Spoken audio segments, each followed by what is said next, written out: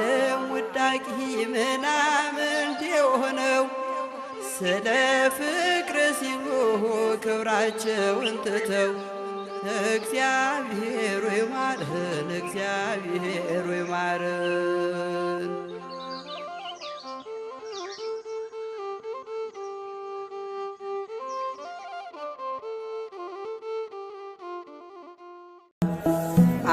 አረሳት ኢትዮጵያ በዕርፈ መስቀል አባ ተክለ ሃይማኖት ሰባኪ ወንጌል። በወላይታ ምድር ለመጀመሪያ ጊዜ የክርስትና ሃይማኖት የተሰበከው በ12ኛው መቶ ክፍለ ዘመን እንደሆነ ይነገራል። ይህም 800ና ከዛ በላይ ዓመታቶች ተቆጥረዋል ማለት ነው። በዚህ ስፍራ ወንጌሉን ያስተማሩት ደግሞ ጻድቁ አባታችን አቡነ ተክለ ሃይማኖት ናቸው። ጻድቁ አባታችን አቡነ ተክለ ሃይማኖት 12 ዓመታትን ሙሉ በወላይታ ምድር ወንጌልን ሰብከዋል። አሕዛብን ከአምልኮተ ጣዖት ወደ አምልኮተ እግዚአብሔር መልሰዋል። ወላይታ ርዕሰ አድባራት ወገዳማት ደብረ መንክራት አቡነ ተክለ ሃይማኖት አንድነት ገዳም የተመሰረተው በጻድቁ አቡነ ተክለ ሃይማኖት ሲሆን በቤተ ክርስቲያን ደረጃ ለወላይታና አካባቢው የመጀመሪያም የአካባቢው የክርስትና መነሻም ተደርጎ ይወሰዳል። ለዚህም ነው ለመጀመሪያ ጊዜ በወላይታ ምድር የክርስቶስ ድምጽ ተሰማ፣ መስቀል ተተከለ፣ ወንጌልም ተሰበከ እያሉ ብዙዎች የሚናገሩት። አካባቢው ቅዱስ ፓትርያርክ ሊቃነ ጳጳሳትና በርካታ ሊቃውንተ ቤተ ክርስቲያን የተገኙበት የበረከት ስፍራ ነው። የወላይታ ርዕሰ አድባራት ወገዳማት ደብረ መንክራት አቡነ ተክለ ሃይማኖት አንድነት ገዳም። እዚህ ከተማ ሲመጡ አባታችን እዚህ ሃይማኖትን ለማስፋፋት እምነትን ለመስበክ እዚህ ቦታ መጥተው ህዝቡን እያስተማሩ ወደ ሃይማኖት እየመለሱ ወደ ኦርቶዶክስ እየመለሱ እያጠመቁ ክርስቶስን እየጠየቁ በጸሎታቸው ጣዖታትን አጥፍተው አብያተ ክርስቲያናትን ተክለውልን ገዳም ተሰኝቶ እንዲኖር ያደረጉት እሳቸው ናቸው። ይህን ገዳም ተክለውልን በዛውም ንጉስ መቶሎሚን ከነሰራዊቱ አጥምቀው ክርስትና አንስተው እዚሁ ቦታ ላይ ሁሉ ታምር እንዳደረጉ ገድላቸውም ይናገራል። አባቶቻችንም ያስረድናል ማለት ነው።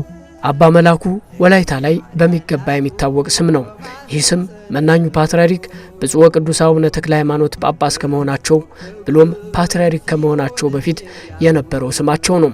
አሁንም ድረስ ግን አባ መላኩ በወላይታ ሕዝበ ክርስቲያን ዘንድ እጅጉን የሚወደድና ከትንሽ እስከ ትልቁ የሚታወቅ ዓመታት አልፈውም የማይረሳ ነው። ብፁዕ አቡነ ተክለ ሃይማኖት ትምህርታቸውን በወላይታ ምድር ባሉ ጉባኤ ቤቶች ተምረው ለረጅም ዓመታት ሲያገለግሉ ከቆዩ በኋላም ወላይታ በሚገኘው ደብረ መንክራት አቡነ ተክለ ሃይማኖት ገዳም መመንኮሳቸውን መረጃዎች ያሳያሉ።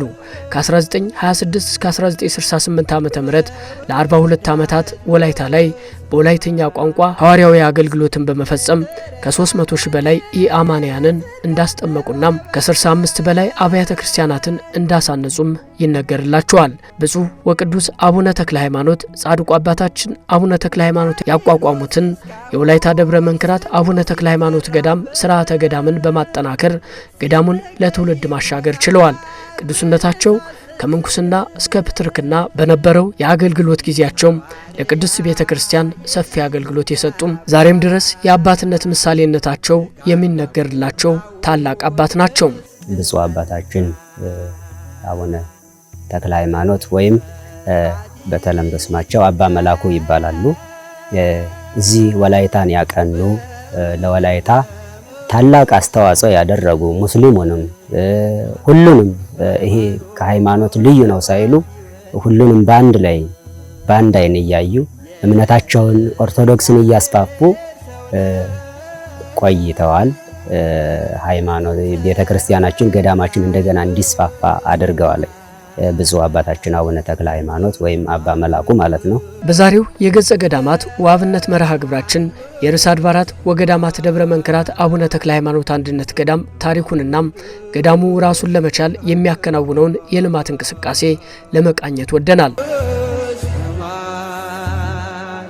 የተለማመደ በጽድቅ አደባባይ ተመልካቾች በርዕሰ አድባራት ወገዳማት ደብረ መንክራት አቡነ ተክለ ሃይማኖት ገዳም ውስጥ ነው የምንገኘው። እንግዲህ ከጀርባ እንደምትመለከቱት በጻድቁ አባታችን አቡነ ተክለ ሃይማኖት የተገደመ ገዳም ነው። በጣም ታሪካዊ ነው፣ በጣም ጥንታዊ ነው። እንግዲህ ጻድቁ አባታችን ለ12 ዓመታት ያክል እዚህ ገዳም ውስጥ ቆይተዋል። እናሳያችኋለን፣ አብረን እንጎበኛለን። ብፁዕ ቅዱስ አባታችን አቡነ ተክለ ሃይማኖትም ለ42 ዓመታት እዚህ ገዳም ውስጥ ቆይተዋል። አባ አረጋዊ የገዳሙ መጋቤ እየጠበቁኝ ነው የሚገኙት። አብራችሁን ቆይታ ስታደርጉ እንግዲህ ታሪኩንም አጠቃላይ ያለውን ነገርም እናስጎበኛችኋለን። አብራችሁን ዝለቁ።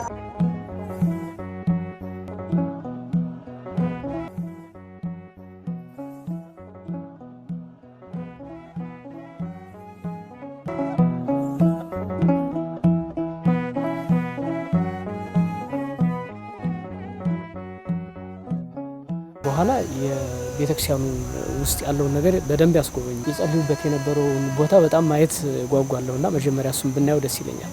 እውነት ነው።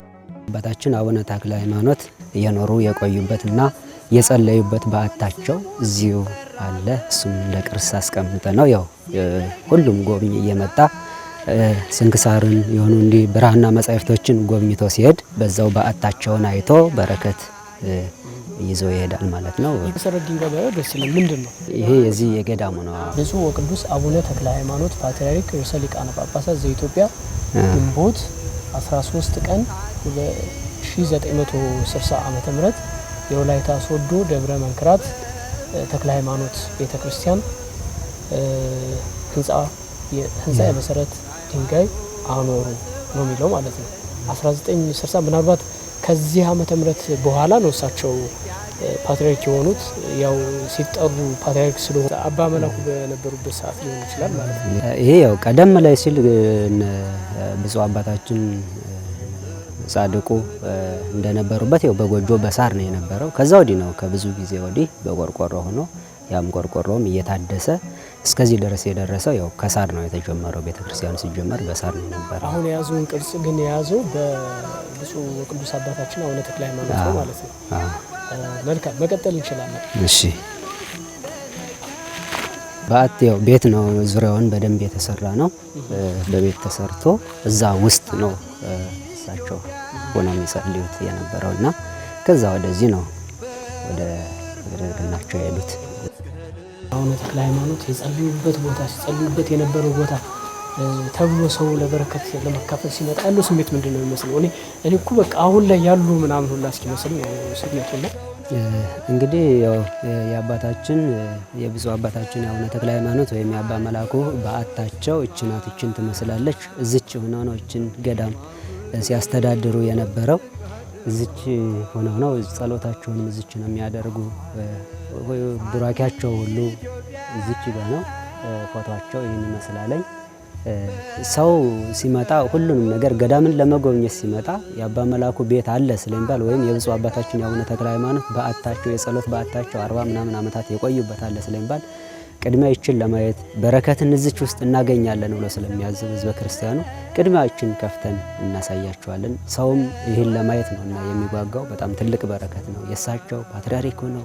ይህን ያህል የእሳቸው በረከት እኮ እያለ ሰው በጣም በደስታ ነው ስለ እሳቸው ሲነሳ ክርስቲያኑም ሙስሊሙም እንዲሁም ማንኛውም ከኛ ሃይማኖት ውጭ የሆኑት በተለይ እነሱ በጣም ስለሳቸው በጣም ይናገራሉና እየመጡም ይጎበኛሉ እነሱም ጭምር። ብፁዕ ቅዱስ አቡነ ተክለ ሃይማኖት አባታችን እሳቸውን 40 ዓመት በዓታቸው አድርገውት ይሄንን ያስቀጠሉት ማለት ነው አይደል? አዎ እሳቸው ናቸው። ያው ከእሳቸው ወዲያ ሌላ ማንም የገባ የለም። እሳቸው ሄዱ። ያው እዛ በኋላ ብፁዕ አባታችን ሌላ ብፁዓን ሊቃነ ጳጳሳት መጥተው ነበረ። አሁን ያሉት ብፁዕ አባታችን አቡነ ይስሐቅ ተቆልፎ ለሙዚየም እንዲሆን ለጉብኝት እንዲሆን የእሳቸው በረከት በእኛ ላይ እንዲያድር ብለው ማንም የሚመጣ ሰው እየከፈተ ቡራኬ እንዲያገኝ አድርገው አስከብረው አስቀምጠውታል። እሳቸው ማለት ነው። እሳቸው በዓታቸው እንትን ትመስላለች። እዛ ላይም እንትኑ ተጽፏል። ይህ ቤት የኢትዮጵያ ኦርቶዶክስ ተዋሕዶ ቤተክርስቲያን ሶስተኛው ፓትርያርክ ብፁዕ ወቅዱስ አቡነ ተክለ ሃይማኖት አባ መላኩ ለ42 ዓመት ያክል የጸለዩበት በዓት ነው። አቡነ ተክለ ሃይማኖትን የጻድቁ አባታችን አሁን ተክለ ሃይማኖትም በረከታቸው ቡራኪያቸው ይድረሰን የሆነ የቅርብ ጊዜ ታሪክ ሁላ ነው የሚመስለውና በጣም ደስ የሚል ነገር አለው። እንግዲህ ህዝበ ክርስቲያኑ እንዲህ አይነት ቦታዎችን የመጣ በረከት ሊካፈል ቢያይ በጣም መልካም ነው። አሁን ቀጥሎ የት ነው የሚወስዱ? ምንድነው ለናይ? እንግዲህ ይሄን ካየን አሁን ምን ሄደው ደግሞ መነኮሳት የሚኖሩበት የእናቶችም የአባቶችም መነኮሳት ለየበዓታቸው ለየብቻ አለ። ያንና ያለን የእርሻ ቦታም አለን። የተነሱ አዝርቶችም አሉ። ተዘርተው ደግሞ ገና መሬት ላይ ያሉም አሉ። እነሱን የምንጎበኝ ይሆናል። አሁን የአባታችን መስቀል ጽኑ ስለነካ የተራመደበት የዳሰሰው ሁሉ እኒህ መቀመጫዎችም እዚህ ቀብር ቤት የተሰሩትም በጣም በድሮ ሰዓት ነው የተሰሩተኝና ያው አቀማመጣቸውም ያምራል። በደንብ ደስ ይላለኝ። ያው ለቤተ ክርስቲያኑ ትንሽ ለዚህ ለገዳሙ ውበት በደንብ ይሰጣሉ። እንዳጥርም ይሆናል። አዎ ጽዶች እንግዲህ ያው ብዙ አመታትን ያወሰዱ ጽዶች አሉ። በጣም የድሮ ናቸው። በፓትርያርኩ በአባ መላኩ ጊዜ የተተከሉም አሉ። አሁን በቅርብም የተተከሉ አሉ። አብዛኛውን በሳቸው ጊዜ የተተከሉ ናቸው። እንግዲህ ጽዶች ወይራዎችም አርሳት ኢትዮጵያ በእርፈ መስቀል ያክል ሄክታር አለው ገዳሙ ማለት ነው ይታወቃል። እንግዲህ ገዳሙ ወደ 45 ምናምን ሄክታር አለው። ከዚህ ሄክታር ላይ ግን የቀብር ቦታና የአምልኮ ቦታ የሚሆኑትን ለይተን ለብቻ አስቀምጠናል። ከዛ በተረፈ ያለውን ለመነኮሳት በዓት መስሪያና ለምግባቸው ለሚያስፈልጋቸው ነገር ለእርሻ ልማትም ለተለያዩ ልማቶች የሚሆኑትን መሬቶችን ደግሞ በደንብ አድርገን አስፋፍተን አስቀምጠናቸዋል ቦታዎችን። እዚች ጋር እቺ ላይ ያለው ያ የሚታየው ተራራ የንጉስ መቶሎሚ ቤተ መንግስቱ እዛ ላይ ነው ያለው። ዳሞታ ይባላል የተራራ። እንግዲህ እዚህ ውስጥ 3 ተራራዎችን አልፈን ነው የምናገኘው። መንገዱ በጣም ሳብ ያለ ነው። ቤተ መንግስቱ እዛ ነው የነበረው። አሁንም ስላሴ ቤተ ክርስቲያን እዛ ተክለን ዳሞታ ስላሴ ይባላል። ቤተ መንግስቱ የነበረበት ላይ እዛው ጎን ላይ አድርገን ቤተ ክርስቲያን ሰርተን ስላሴ ይዛለ በደንብ ይነግሳለኝ። ብፁዕ አባታችን በየአመቱ በየንግስ ወራቱም እሳቸውም ተለይተው አያውቁም። ታላቅ ቦታ እንደመሆኑ እሳቸው እየሄዱ እየባረኩን ተባርከን እዛ በረከትን አግኝተን ብፁዕ አባታችን አቡነ ተክለ ሃይማኖት ንጉስ መቶሎሚ እዛ ላይ ሄደው አስተምረው መክረው የመለሱበት ቦታ ስለሆነ ይህ የሚታየው ተራራ የሱ ቤተ መንግስት ነው የነበር። አሁንም ቅድስት ስላሴ ቤተ ክርስቲያኑ እዛ ተክለን አለ ማለት ነው። እንደው ጉብኝታችንን እንቀጥላለን። እዚህ ትንሽ ነገር አሁን የእርሻ ቦታ ለማየት ነው የመጣ ነውና ምናልባት በሩቁም ቢሆን ሲጠቁሙ የቱ ጋር ነው ያለው እርሻ ቦታው? ምን ሰብል አለ? ሄደን እናየዋለን። እንግዲህ የእርሻ ቦታችን ከዚህ እንጀምራለን። ከዚህ ስንጀምር ይህ የበቀሎ ቦታ ነው የነበረው። በቀሎ አሁን በቅርቡ ነው ያነሳ ነው። እዚህ ጎተራ አለ። እዚህ መሰብሰቢያ አድርገን ሰብስበነው አለኝ። ይህ ከዚህ አንስቶ እስከታች ድረስ አለ። ስንዴ አለን። ወደፊት ሂደን እናየዋለን። እዛ ላይ ያለ በጣም ብዛት ያለው ስንዴ አለ። ከጎን ወደ ታች ችግኝ ጣቢያም በገዳሙ የሚተዳደር አለን። ችግኝ ጣቢያም ብዙ የተለያዩ ችግኞችን የምናፈላበት እዛ ከጎን ደግሞ ባቄላ ብዙ ባቄላዎች አሉን። እዚህ ከመነኮሳት ይህ የአባቶች በዓት መኖሪያ ነው። እዚህ ከጀርባ ደግሞ ሰፊ የእርሻ መሬት አለን። በርበሬም አለ። እንዲሁ ባቄላም ዘርተናል ማለት ነው። እንግዲህ እናንተ አባቶች እናቶች ናችሁ ይሄን የምታረጉት? ማን ነው የሚያግዛችሁ? ስራ ምናምን በቂ ነው የሰው ኃይሉ?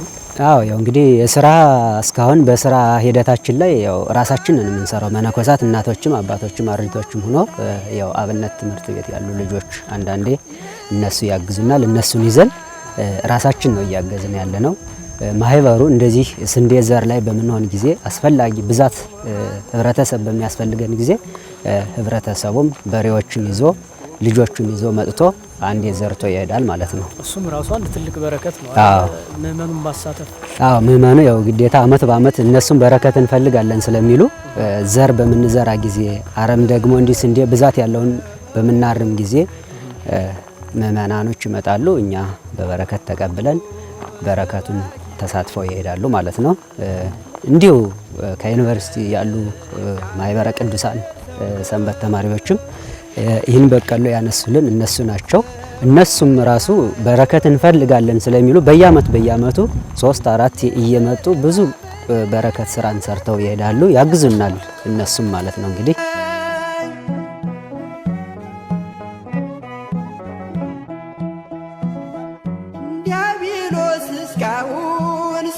እርሻ ማሳዎች ያው ብዙም ስላልታረሰ እስካሁን በፊት ብዙም እርሻም ስላልተባለ በጣም ምርታማ ነው። የሚዘራው ነገር ሁሉ ምርታማ ነው። በደንብ ምርት ይሰጣል። 2.5 ሄክታር ይሆናል ይሄ ማለት ነው። እዚህ ወደዚህም ሳብ ይላል ወደ ታች ያው ደፋታ ስለሆነ ነው እንግዲህ ቦታው በረከት የእግዚአብሔር ነው። ያው መቼም ሰው ደግሞ የዘራውን እችን ያህል አገኛለሁ ብሎ መገመቱ አይቀርምና ምናልባት እንግዲህ እንደ እግዚአብሔር ፈቃድ እስከ 70 እስከ 60 ኩንታል እናገኛለን ብለን እናቅዳለን።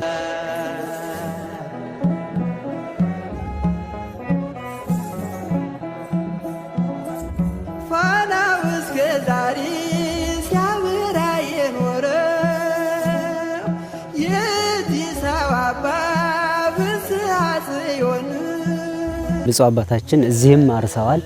እዚች ባቄላ ዘራናት እዚች ውስጥም አርሰዋል። እዚህ ታች በቀሎ ላይም ራሳቸው በቀሎ ጥለው ራሳቸው አርሰው በእውነት የምንወዳቸው በጣም የምንወዳቸው አባት በህይወታችን በቃ እግዚአብሔር የሰጠን አባት የምንላቸው እሳቸው ናቸው። በሬ ስራዬ ብለው እርፍ ይዘው የሚያርሱ ዝቅ ብለው እኛን እንኳን ልጆች ብለው ዝቅ ብለው እርሻን የሚያርሱ ስለሆኑ ያው ሁሉም ይወዳቸዋል። ከሁሉም በላይ ግን እኛ ልጆቻቸው መነኮሳት በጣም እንወዳቸዋለን። እሳቸውን መነጣት እሳቸውን መለየት አንፈልግም። የእሳቸውን ተልእኮ ለመፈጸም እኛ ደግሞ ከታች ሆነን የሚቻለንን ያህል የገዳሙን ስራ እናፋጥናለን። መነኮሳትን በልዩ ልዩ ነገሮች እንዳይቸገሩ ከሌላ ሰው እጅ ስጦታን እንዳንጠብቅ ለከርመው ሁሉንም ነገር ራሳችን እንችላለን ብለን ዘንድሮ ወሰነን ተነስተናል ማለት ነው። እንግዲህ መልካም እንደው ይሄ አሁን ይሄ ማሳው ሌሎች እንዳሉ ሆኖ ይሄ ምን ያክል አሁን ያግዛቸዋል? ምን ያክል ገዳሙን ይደጉማል? ቤተክርስቲያኑን አገልጋይ ነው 6-7 ወር ያህል ብቻውን ያዝ ብንለው እንኳን ይይዛል። በጣም ብዙ ምርታማ ስለሆነ ብዙ እስከ 6-7 ወር ራሱን ችሎ መነኮሳትን መያዝ የሚችል መሬት ነው። ያው ከኛ አረማውን ተተንከባከብን በደንብ ካረም ነው መሬቱ ፍሬያማ ነው፣ በደንብ ያፈራለኝ። ይህን ያህል ነው እንግዲህ የመሬቱ ስጦታ የሚያስገኘን ይህን ያህል ይሆናል። ካላችሁ የመሬት ስፋት አንፃር እንደው በትክክል ደግሞ ተጠቅመነዋል ማለት አይቻልም አይደለ? ሰርታችሁባታል ማለት አይቻልም። አንዳንድ ቦታ ላይ ሆነ አረም ምንም የሚቀረው ብዙ ነገር አለና እንደው ወደፊት ያን አሳክሉ በደንብ ምርታማነቱን ለመጨመር ያላችሁ እቅድ ምንድነው? እንግዲህ አረማውንም በጊዜ ለማረም ስራውን በጊዜ እንዲሰራ ምርታማነቱም እንዲጨምርልን አርድእት ይባላልኝ መነኮሳትን ማብዛት ነው። አርድእቶችን ገና ወጣንያን ይባላሉ። እነሱን እናበዛለን። እነሱ ከከተማም ይሁን ከማንም ይሁን ጉልበትን ሳንፈልግ በራሳችን ጉልበት ራሳችን ሰርተን ገዳማውያን በስራም በጸሎትም ነውና ከጸሎታችን ባሻገር ስራችን ሰርተን አረምን አሸንፈን ምርታማነት አግኝተን ሁሉንም ነገር ራሳችን እንችላለን ብለን በብፁዕ አባታችን አነሳሽነት በአበምኔቱ ተቀባይነት ይሄን አድርገን ለከርሞ ሁሉንም ነገር ራሳችን እንችላለን ብለን አቅደናል። መልካም እንግዲህ ተመልካቾች፣ በነገራችን ላይ ብፁዕ አባታችንን ብዙዎቻችን ሲያርሱ ማህበራዊ ሚዲያ ላይ የሚመላለስ ቪዲዮ እናያለንና እዚህ ማሳ ላይ ነው የሚያርሱት። በዛ አካባቢ ብዙ ቦታዎች አሉ፣ ለማሳየት እንሞክራለን። የችግኝ ጣቢያም አለ፣ ከብቶችም አሏችሁ አይደል? አዎ ከብቶችም አሉን፣ ንብ እርባታም አለን።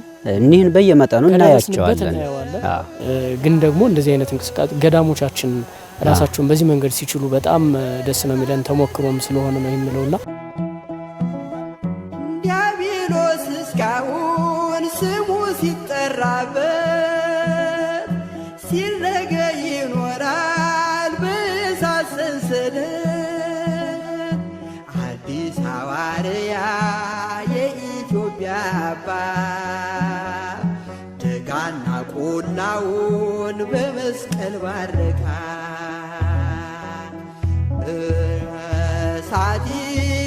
ችግኝ ጣቢያው የገዳሙ ማለት ነውና በጣም ብዙ ነው፣ ሰፊ ነው ቦታው። በጣም ብዙ አይነት እጽዋቶችን ነው እያየን ያለንና እጅግ በጣም ደስ ይላል። በነገራችን ላይ ይሄ የተለመደው ቤተክርስቲያናችን ላይ አባቶቻችን በልመና ተሰማርተው ገዳማቱ በጣም ሌላ ችግር ላይ ሆኖ እንዲህ አይነት ነገሮችን ስናይ ነውና እንዲህ አይነት ደግሞ ተስፋ ሰጪ የልማት እንቅስቃሴዎችን ማየት እንዴት እንደሚያስደስት ምናልባትም ገዳማውያኑ ተረጋግተው በባታቸው እንዲኖሩ ትልቅ እድል የሚሰጥ ነውና እስቲ ትንሽ ይበሉን። ምን አይነት እጽዋት ነው ያለው? በዚህ የተደራጀ ነው እንደ ባለሙያ ናችሁ እናንተ ወይስ ሌላ ከውጭ ባለሙያ እያገዛችሁ ነው? አንዳንድ ነገር ይንገሩ። መልካም እንግዲህ ችግኝ ጣቢያችን ይህን ይመስላለኝ። ወደ 5 ዓመታት ያህሎችን በዘንድሮ በዚህ በየካቲት ወደ 5 ዓመት ይሆነዋለኝ ከጀመርነ። አቮካዶዎች፣ ማንጎዎች፣ ፓፓያዎች፣ ዘይቶን፣ የተለያዩ ችግኞች እንዲህ ጽድ ነገሮች፣ ዝግባ፣ የአበሻና የፈረንጅ ጽድ፣ እነዚህ የተለያዩ ነገሮችን ፈሎችን እናፈላለን አሉ። ሁሎችም እናያቸዋለን። ይህ የምናየው አቮካዶ ነው። አሁን በቅርቡ ተዳቅሎ በቃ ከዚህ በኋላ ወደ መሸጥ የተቃረበ ነው ማለት ነው። እንግዲህ እንዳሉት ገዳማውያን አብዛኛውን ጊዜ ያው በሰው እጅ ነው መኖር እንትን የሚባለውና እኛ ግን ይህን አገልግሎትንም እያገለገልን ስራውንም እየሰራን ገዳሙን ውጤታማ አድርገን አልፎ ተርፎ ከኛ የሌላቸውን ቤተክርስቲያናት የሌላቸውን ገዳማትን ለመርዳት ነው የኛ እቅዳችን። መሬቱን በደንብ ከያዝነው ለኛም አልፎ ለሌላ ሰው እንደሚበቃን እርግጠኛ ስለሆን ይሄ ነው እንግዲህ የኛ እንትናችን። ችግኝ ጣቢያውም ብዙ ፈሎች አሉ። እኒ ተሽጠውም ገቢውም የገዳሙ ነው። ባለሙያ ያው ከውጭ አንዳንድ 2 ሰዎች አሉ፣ እነሱ ይረዱናል።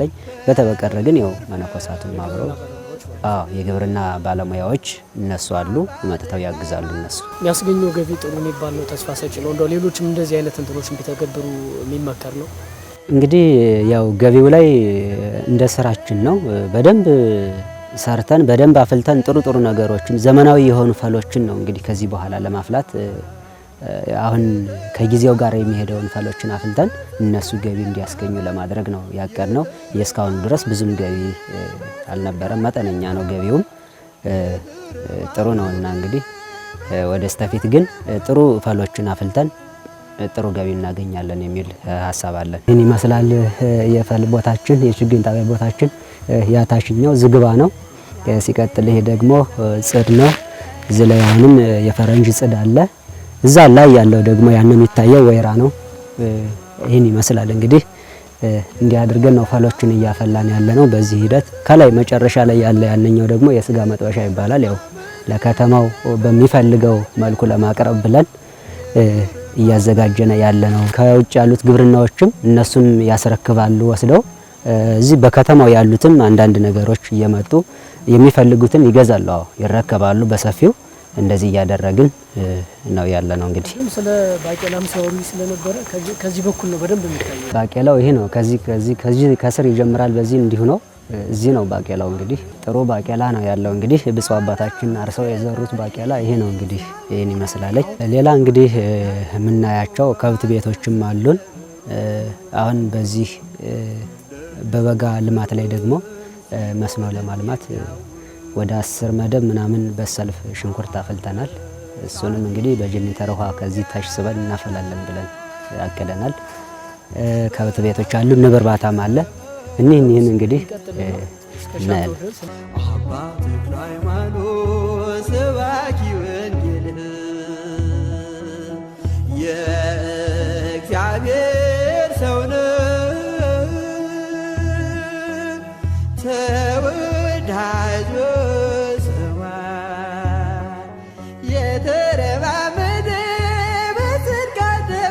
ውጭ እያለን የላም እርባታ እንደውም በር ላይ የወተት ላም እርባታ ነው የሚለውና አሁን ግን እዚህ ሲመጣ ደግሞ በሬዎች አሉ።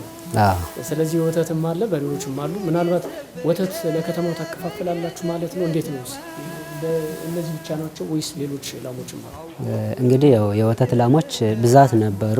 ያው ከመነኮሳት እና ከመናንያን እጥረት አንጻር ስራ ትንሽ የእርሻ ቦታውን ማጎልበት ስላለብን ላሞችን ቀነስ አድርገን እኒህን 3ቱን አስቀረን። እኒህ የምታያቸው በሬዎች ደግሞ የእርሻ በሬ ናቸው። መሬቱን ማሳውን የምናርስበት በበሬ ነው። በመኪና እንከሰክሳለን አንዴ፣ እዛ በኋላ በበሬ ነው የምንገባው። የላሞቹ ወተት ያው ለከተማ ነው የሚከራየው። ከተማ መጥተው ነው ወተት ይዘው የሚሄዱትኝ። ያሉን እኒህ 3 ላሞች ናቸው። ያው ውጤታቸውም ደህና ነው እንግዲህ ምንም አይልም። እንግዲህ እግዚአብሔር ከፈቀደልን መናንያን ከበዙልን መናንያንን በደንብ አብዝተን ላሞችን በደንብ ለማብዛት ውጤትም ስላለው ላሞችን በደንብ ለማብዛት እቅዳለን። ቅድሚያ ለእርሻ ቦታ እንስጥ ብለን ነው እንጂ ላሞችንም እናበዛለን። እንደው ተመልካቾች የንብ እርባታም ገዳሙ አለው፣ ሌሎች ማሳዎችም አሉ። ቅድም የነገሩ ያላየናቸው ጊዜ የገደበን ማለት ነው። በጣም ሰፊ የልማት እንቅስቃሴዎች አሉ። እንደዚህ አይነት እንቅስቃሴዎችን የምናሳየው ምን ያክል ገዳሞቻችን ራሳቸውን ለመቻል ስራዎችን እየሰሩ እንዳለ ተሞክሮም ጭምር ስለሆነ በጣም በእርግጥ ብዙ ቦታ ከዚህ በፊትም በገጸ ገዳማቱ አብነት ያቀረብናቸው ራሳቸውን የቻሉ ለሌሎች አብያተ ክርስቲያናት ገዳማት የተረፉ ገዳማት እንዳሉ እናያለን። ይሄኛውም በጣም ደስ የሚል ተሞክሮ አለ። ጊዜ ቢኖረንና በሰፊው ሌሎቹም ቦታዎች ላይ መሄድ ብንችል በጣም ጥሩ ነበረ። ሰዓት ቢኖረን የንብ እርባታ አለን፣ ያን ማየት ይቻላል። ሌላ የማዕሳ አሉን እንደዚሁ ሽንኩርት ምናምን ያፈላነባቸው እኒህ ሁሉ ብዙ የሚታዩ አሉን። ግን ከሰዓታችን አኳያ ሌላ ጊዜ እንጎበኛለን ብዬ ተስፋ አደርጋለሁ።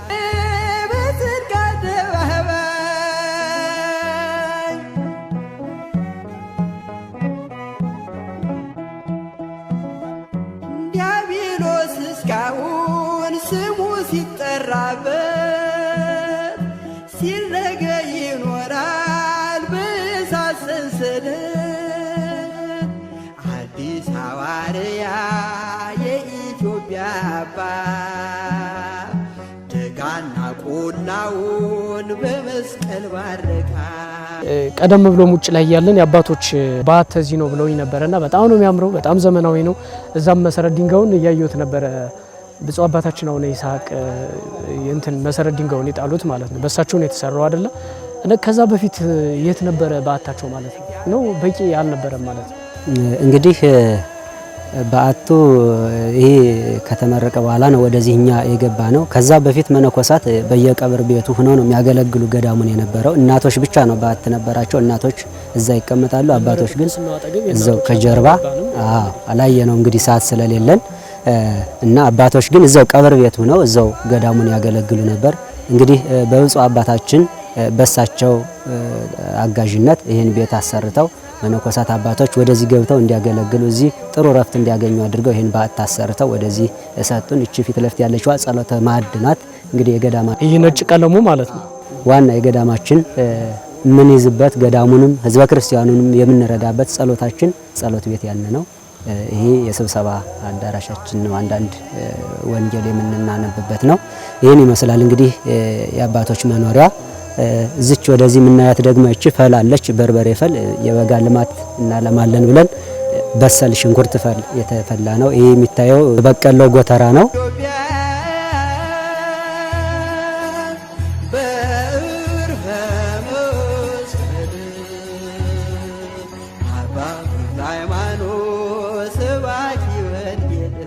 እንግዲህ ተመልካቾች ከአባ አረጋዊ ጋር በዚህ መንገድ በተለይ ደግሞ የገዳሙን የልማት እንቅስቃሴ ሲያሳዩን ነበረ። ከጀርባ እንደምትመለከቱት መንበረ ጵጵስናው አለ። የብፁዕ አባታችን ብፁዕ አቡነ ይስሐቅ እንግዲህ እዚህ ነው የሚያርፉት። እንግዶች ሊቃነ ጳጳሳትም ሲመጡ የሚያርፉት እዚሁ ነው።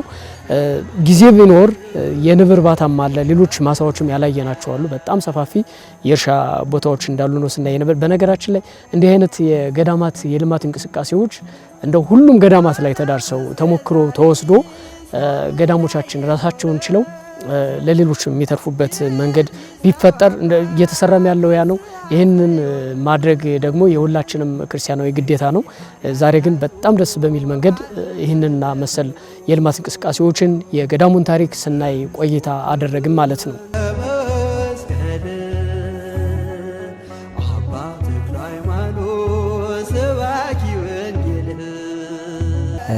ጻድቁ አባታችን አቡነ ተክለ ሃይማኖት እሳቸው ሳይቀር እዚህ ቀድሰው ሕዝብን ያቆረቡበት ሕዝቡን ስጋ ወደሙን ያቀበሉበት ታላቅ ቤተ ክርስቲያን ነው።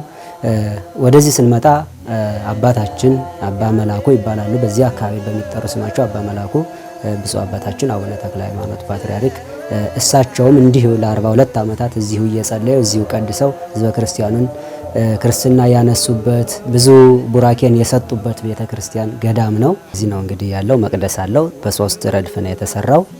ዙሪያውንም እንዲህ ነው በቃ ያወረሳት ኢትዮጵያ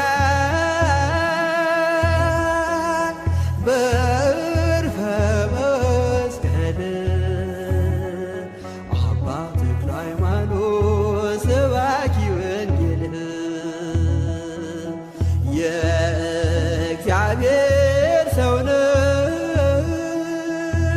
የወላይታ ሀገረ ስብከት ሊቀ ጳጳስ ብፁዕ አቡነ ይስሐቅ ገዳሙ ራሱን እንዲችል ራሳቸው ሳይቀሩ እያረሱና አባቶችና እናቶችን እያበረታቱ ሰፊ የልማት ስራዎችን እየሰሩ ይገኛሉ። ገዳሞቻችን ከሚሰጡት መንፈሳዊ አገልግሎት ጎን ለጎን በልማት ራሳቸውን በመደገፍና ራሳቸውን በመቻል ገዳማውያን በበዓታቸው ጸንተው እንዲኖሩ ለሌሎች ገዳማትም እንዲተርፉ የሚደረገው እንቅስቃሴ በእጅጉ የሚያስደስት ነው። በርዕሰ አድባራት ወገዳማት ወላይታ ደብረ መንክራት አቡነ ተክለ ሃይማኖት ገዳም ያለው እንቅስቃሴም የሚበረታታ ነውና ይቀጥል እንላለን። የጻድቁ አባታችን አቡነ ተክለ ሃይማኖትና የብፁዕ ወቅዱስ አቡነ ተክለ ሃይማኖት እንዲሁም የብፁዕ አቡነ ይስሐቅ ቡራኪ አይለየን።